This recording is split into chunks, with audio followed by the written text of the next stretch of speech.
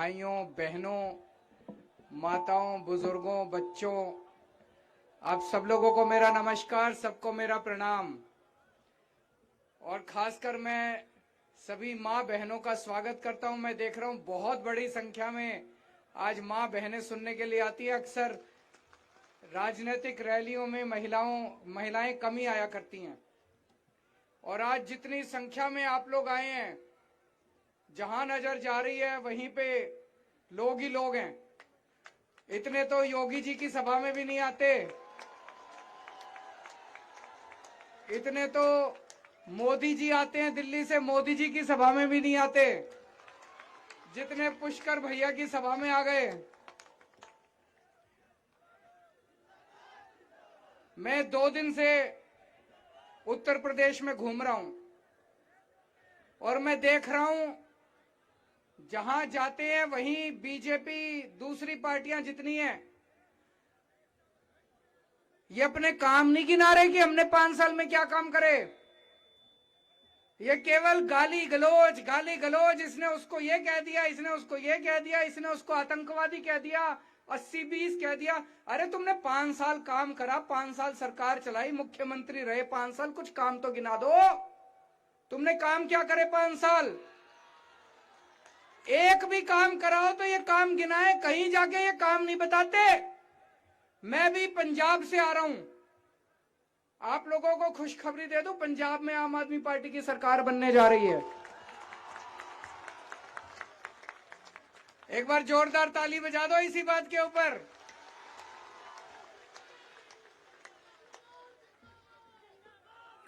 पंजाब में आम आदमी पार्टी की सरकार बन रही है। मैं पंजाब में खूब घूमा जी। मैं जहां जाता था अपने काम की बात करता था कि जी दिल्ली से आया हूं, दिल्ली में मैंने ये करा, दिल्ली में मैंने ये करा, स्कूल अच्छे करे, अस्पताल अच्छे करे, बिजली अच्छी करी, पानी अच्छा करा, सड़क अच्छी करी, नाली अच्छी करी। मैं अपने काम गिनाता था वहां पे पंजाब में। और यहां मैं देख रहा हूं योगी जी घूम रहे हैं, केवल और केवल गाली दे रहे हैं दूसरों को, केवल गालियां दे रहे हैं। गालियां देने के सिवा, अरे गाली देनी थी तो 5 साल तुमने क्या करा? अभी यहां पे मैं देख रहा था, एक भाई ने भगत सिंह की तस्वीर उठा रखी थी। कितने लोग भगत सिंह के दीवाने हैं? जरा हाथ खड़े करो।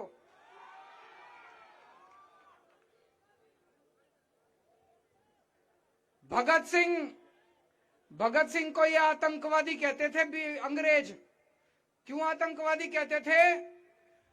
रात को किसी अंग्रेज सोता था ना, आंख बंद करता था, तो भगत सिंह उसके सपने में आता था। खौफ फैला रखा था भगत सिंह ने अंग्रेजों के मन में। अंग्रेज डरते थे भगत सिंह से, इसलिए उसको आतंकवादी कहते थे। आज मोदी जी मेरे को आतंकवादी कहते केजरीवाल आतंकवादी है। राहुल गांधी, प्रियंका गांधी, योगी जी, मोदी जी, अमित शाह जी कहते केजरीवाल आतंकवादी है। बताओ जी, मैं शक्ल से आतंकवादी नजर आता हूं? मैं आतंकवादी तो हूं, लेकिन इन भ्रष्टाचारियों के लिए हूं। ये भ्रष्टाचारी, रात को इनको नींद नहीं आती, मेरी याद आ जाए तो आंख बंद करते हैं, केजरीवाल सामने आता है, फिर एकदम से डर के उठ जाते हैं। इनको नींद नहीं आती भ्रष्टाचारियों को। और वो शोले का डायलॉग सुना है?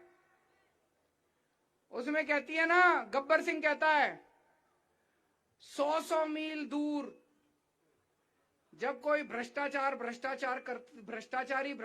करता है तो मां कहती है, बेटा भ्रष्टाचार मत कर, केजरीवाल आ जाएगा।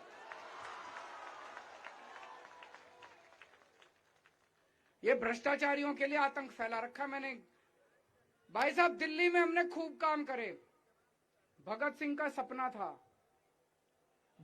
सपना था कि अगर देश आजाद केवल अंग्रेजों के जाने से नहीं होगा, देश आजाद होगा जब इस देश के अंदर हर गरीब और हर अमीर के बच्चे को अच्छी शिक्षा मिलेगी। मैं आपसे पूछना चाहता हूं, सरकारी स्कूलों में अच्छी शिक्षा मिलती है क्या? तो इस देश में तो केवल अमीरों को शिक्षा मिलती है, गरीबों के बच्चों को तो कोई शिक्षा नहीं मिलती। और इन्होंने जानबूझ के सरकारी स्कूलों का बेड़ा गर्क कर रखा है। ताकि गरीब गरीब रहे, अमीर अमीर होता रहे। गरीबों के बच्चे सरकारी स्कूलों में जाते हैं, इनके अपने बच्चे लंदन पढ़ने जाते हैं, अमेरिका पढ़ने जाते हैं, बड़े बड़े स्कूलों में जाते हैं। बाबा साहब अंबेडकर ने सबसे ज्यादा, बाबा साहब अंबेडकर को कौन कौन मानता है, जरा हाथ खड़े करो।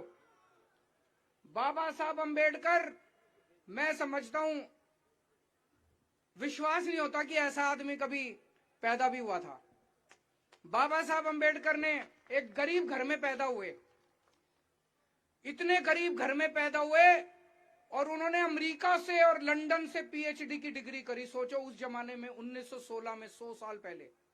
मैं तो सोचता हूं आज तो इंटरनेट है, पता नहीं उस टाइम पता भी कैसे चला होगा, फॉर्म कहां से मिलता है, कैसे अप्लाई करते हैं। उन्होंने खूब पढ़ाई करी, खूब पढ़ाई करी, और उन्होंने एक ही शिक्षा दी कि अगर हमें आगे बढ़ना है, देश को आगे बढ़ना है, तो इस देश के गरीब और अमीर बच्चे को अच्छी शिक्षा मिलनी चाहिए।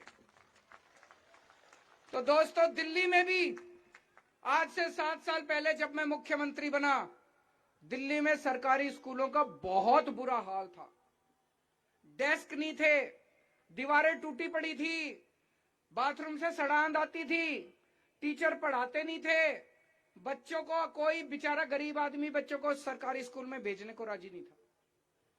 आज मैं चैलेंज के साथ कहता हूं, भाई साहब इतने सारे लोग हैं आपके दिल्ली में, यार दोस्त रिश्तेदार रहते होंगे, फोन करके पूछ लेना।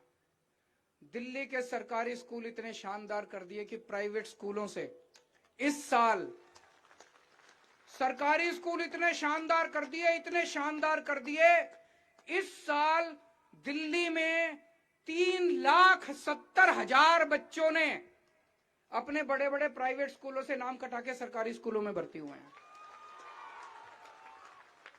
3,70,000 बच्चे प्राइवेट स्कूल, बड़े बड़े अमीरों के बच्चे अब सरकारी स्कूलों में पढ़ रहे हैं।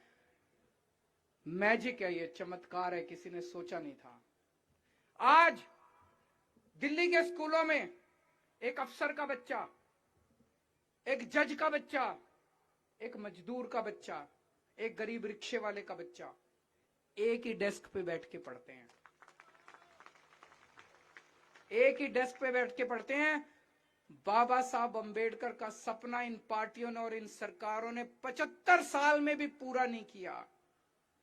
केजरीवाल ने कसम खाई है, बाबा तेरा सपना अधूरा, केजरीवाल करेगा पूरा। दिल्ली में हम सपना पूरा कर रहे हैं। अभी जैसे संजय जी ने बताया, 2 साल पहले, आज से पूरे 2 साल पहले, अमेरिका के राष्ट्रपति ट्रंप दिल्ली आए मोदी जी से मिलने। मुलाकात में उनकी पत्नी भी थी, Melania Trump. Melania Trump Modi ji को बोली मैंने दिल्ली सरकार के स्कूलों के बारे में सुना है, केजरीवाल के स्कूल में देख के आऊंगी। बड़ी बात है जी, बड़ी बात है कि नहीं है? अरे अमेरिका की राष्ट्रपति की पत्नी आई दिल्ली में, मोदी जी को कहती है मैं केजरीवाल के स्कूल देख के आऊंगी। पूरी दुनिया में घूमता है राष्ट्रपति अमेरिका का, ट्रंप पूरी दुनिया में घूमता है, किसी देश में जाके उसने नहीं कहा। मोदी ने बहुत समझाया, बोला हमारे बीजेपी वाले स्कूल देख लो, योगी के स्कूल देख लो, कोई बोला इधर दूसरे राज्य हैं, मध्य प्रदेश के स्कूल दे, बोली ना मैं तो केजरीवाल के स्कूल देख के आऊंगा। फिर वो आई, हमारे स्कूल देख के गई। ये बड़ी बात है भाई साहब, हमारे दुनिया का सबसे ताकतवर आदमी, उसकी बीवी दिल्ली के स्कूल देख के गई और इतनी खुश हो गई। एक पूरा 1 घंटा बैठी है क्लास में, एक क्लास में 1 घंटा बैठ के बच्चों के साथ बातचीत करके, डांस वांस करके फिर गई। बड़ी बात है भाई साहब, कुछ तो करा होगा हमने। नहीं ऐसे ही थोड़ी आती है अमेरिका के राष्ट्रपति की बीवी। अभी अभी हमने 12,000, मैंने 3-4 दिन पहले उनका उद्घाटन किया, 12,000 क्लासरूम मैंने बनाए हैं सरकारी स्कूलों में, और पिछले 7 साल में मैंने 20,000 क्लासरूम बना दिए सरकारी स्कूलों में। शानदार लेबोरेटरी है, लिफ्टें लगी, स्विमिंग पूल है भाई साहब सरकारी स्कूलों में, स्विमिंग पूल है, लिफ्टें हैं, बड़े बड़े हॉल हैं, लेबोरेटरी है, शानदार सरकारी स्कूल है। और अभी मैंने 20,000 हम लोगों ने नए कमरे बनाए। 20,000 कमरों का मतलब हो गया लगभग 400 नए स्कूल बना दिए। योगी जी ने कितने स्कूल बनाए भाई साहब, जरा बता देना पिछले 5 साल के अंदर। पूरे यूपी में नहीं बनाए, एक भी नहीं बनाया। कितने कॉलेज बनाए, कितनी यूनिवर्सिटी बनाई। दिल्ली में हमने 3 नई यूनिवर्सिटी खोली है, 3 नई यूनिवर्सिटी। और दिल्ली में अभी सरकारी अस्पतालों का पहले बुरा हाल था, यहां भी बुरा ही हाल होगा सरकारी अस्पतालों का। दवाइयां मिलती नहीं थी, मशीनें काम नहीं करती थी, डॉक्टर मिलता नहीं था, दीवारें टूटी पड़ी थी, सड़ांध आती थी अस्पताल के अंदर से। आज चले जाओ, अपोलो, मैक्स, फोर्टिस, बड़े बड़े अस्पतालों को मात देते हैं दिल्ली के सरकारी अस्पताल। सारे सेंट्रल एयर कंडीशन करा दिए। गरीबों का इलाज सरकारी अस्पतालों में शानदार इलाज होता है। और दिल्ली की 2 करोड़ जनसंख्या है। दिल्ली में कोई बीमार हो जाए, चाहे छोटी सी बीमारी हो, बुखार हो, खांसी हो, और चाहे कैंसर हो, लिवर ट्रांसप्लांट हो, किडनी ट्रांसप्लांट हो, 70 लाख, 80 लाख, 90 लाख रुपए का भी खर्चा आएगा ना, सारा दिल्ली सरकार देती है, आपको एक पैसा देने की जरूरत नहीं।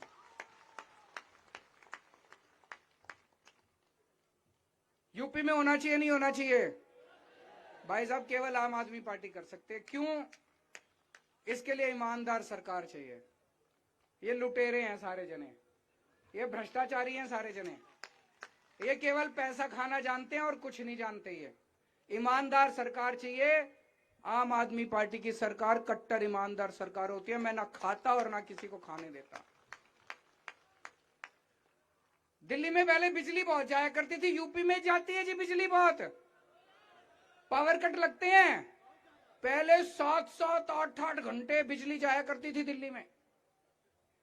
मैंने 3-4 साल लग के मेहनत करी, एक एक गली में गया, ट्रांसफार्मर बदलवाए, केबल बदलवाई। आज दिल्ली में 24 घंटे बिजली आती है। इन्वर्टर की दुकानें बंद हो गई, जनरेटर की दुकानें बंद हो गई। दिल्ली में फोन करके पूछ लेना, 24 घंटे बिजली आती है और फ्री बिजली आती है, 0 बिजली का बिल आता है। 24 घंटे बिजली और फ्री बिजली। भाई साहब ये तो चमत्कार है, मैजिक है। ये मैजिक है कि नहीं है? ये मैजिक केवल केजरीवाल को करना आता है और किसी को नहीं आता। ये किसी को नहीं आता। ये दूसरी पार्टी वाले आजकल कह रहे हैं, मेरी देखा देखी, जब से मैंने दिल्ली में बिजली फ्री करी है, ये सारी पार्टियां अपने अपने घोषणा पत्र में हम भी बिजली फ्री करेंगे, हम भी। किसी को नहीं आती, इनके चक्कर में मत पड़ जाना। किसी को नहीं आती। ये मैजिक है, 24 घंटे बिजली, फ्री बिजली दिल्ली में करके दिखाइए। अब पंजाब में भी करेंगे, एक मौका दे तो यूपी में भी कर देंगे।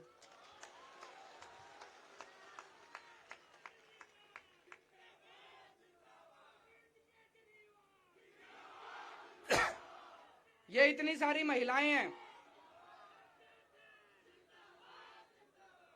हमने ऐलान किया है कि हर महिला को हर महीने उनके बैंक अकाउंट में 1000-1000 रुपए देंगे। माँ जी, बहन जी, जरा बताना, होना चाहिए नहीं होना चाहिए? ये बीजेपी वाले कह रहे हैं औरतें बिगड़ जाएंगी, 1000-1000 रुपए दे दिए तो इनको।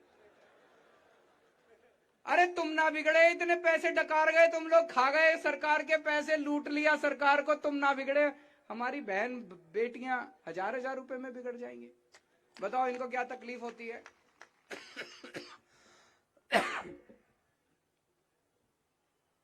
अभी उत्तर प्रदेश के अंदर कानून व्यवस्था भी इतनी खराब है, इसको भी ठीक करेंगे। पिछली बार बीजेपी ने एक नारा दिया था, उन्होंने कहा था अगर उत्तर प्रदेश में कब्रिस्तान बनते हैं तो शमशान घाट भी बनने चाहिए। तो मैं पूछना चाहता हूं जी, 5 साल में शमशान घाट सारे बन लिए हों और स्कूल अस्पताल बनाने हो तो इस बार मेरे को वोट दे देना। मेरे को स्कूल अस्पताल बनाने आते हैं, शमशान घाट इनको बनाने आते हैं। इनसे शमशान घाट बनवा लिए होंगे, अब तो जितने बनने थे बन लिए होंगे। अब स्कूल अस्पताल चाहिए नहीं चाहिए? वो केजरीवाल ही कर सकता है, इनके बस की ना है। 70 साल में इन्होंने नहीं करे, अब इनके बस की नहीं है। ये केवल गाली गलौज करते हैं। और आपने देखा होगा कोरोना के टाइम में नदियों के अंदर लाश बह रही थी, देखी थी, तस्वीरें आई थी, नदियों के अंदर लाशें बह रही थी, इतने लोग मर गए, इतने लोग मर गए। पूरी दुनिया में योगी जी ने नाक कटा दी हमारे देश की। पूरी दुनिया के अंदर वो तस्वीरें गई थी और योगी जी ने नाक कटा दी पूरे देश की। इस बार जब वोट डालने जाओ तो याद रखना, जैसे दिल्ली के अंदर अच्छी सरकार चला रहे हैं, उत्तर प्रदेश में भी चलाएंगे।